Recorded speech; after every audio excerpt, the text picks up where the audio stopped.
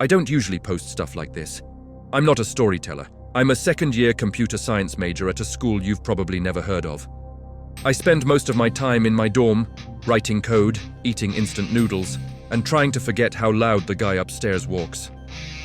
But what happened with the Wi-Fi is something I can't keep to myself anymore. It started small. Isn't that always how these stories go? It was late, around 2 a.m., and I was trying to debug a stupid recursion error in my algorithms assignment. Eyes fried, fingers twitching, I decided to take a break. I closed my IDE, opened my browser, and waited for the school's login page to refresh. We have this dumb system that logs you out if you're idle too long, and then I saw it. In the network list, right above Campus Secure Net and EduGuest, was the thing I'd been looking for.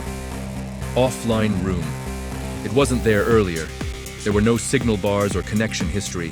It was just hovering at the top like it had always been. I clicked it. It asked for a password. I didn't have one, so I tried admin, 123456, and the usual dumb guesses.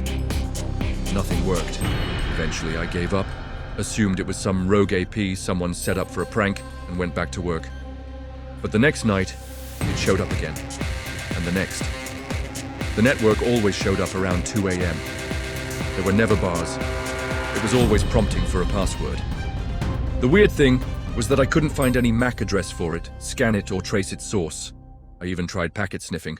It was like the network wasn't there. It just appeared on the list. Then, 5 days in, something changed. That night, I didn't even touch the drop-down. I was writing a script when my screen flickered just a blink, and a terminal window opened on its own.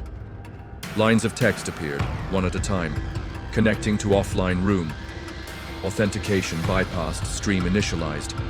My browser launched to show a blank white screen. Then, a low-res video feed is loaded. It showed a room. It is small and claustrophobic, with no windows, a metal table in the middle, a plastic chair, and an overhead fluorescent light buzzing faintly. There was no sound, no timestamp, no controls. It's just a silent live feed of a lifeless room. I watched for a full minute, waiting for something to happen. Nothing did. I closed the tab and went to bed, more annoyed than creeped out. The next night, I saw the same thing. But this time, the chair wasn't empty. A figure sat at the table. He was slouching forward, elbows on the surface, and his head slightly tilted as if listening to something I couldn't hear. His appearance was unsettling, and his skin was sickly pale. His clothes were mismatched, and he was wearing a hoodie over hospital scrubs, maybe. And he was not doing anything, just sitting. I should have closed the tab. I didn't. I watched for 10 minutes, hypnotized by his stillness. Occasionally, he'd tilt his head like a curious dog, but never looked at the camera. On the third night, he moved closer. Now I could see his face, or lack of one. It wasn't that he had no features. It was worse.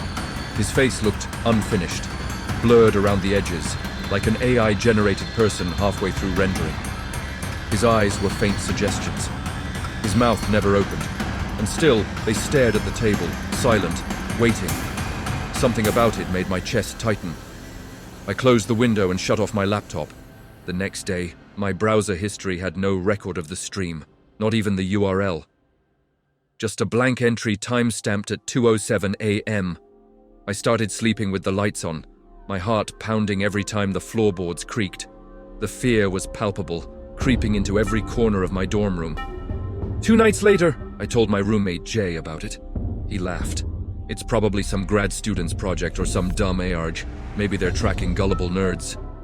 Why is it always 2 a.m.? I asked. He shrugged. Spooky hour. Try screen recording it next time. Maybe we can decode the video. That night, I stayed up again, not because I wanted to, but because I had to know. At exactly 2:01, my screen flickered again. Browser opened. Stream started.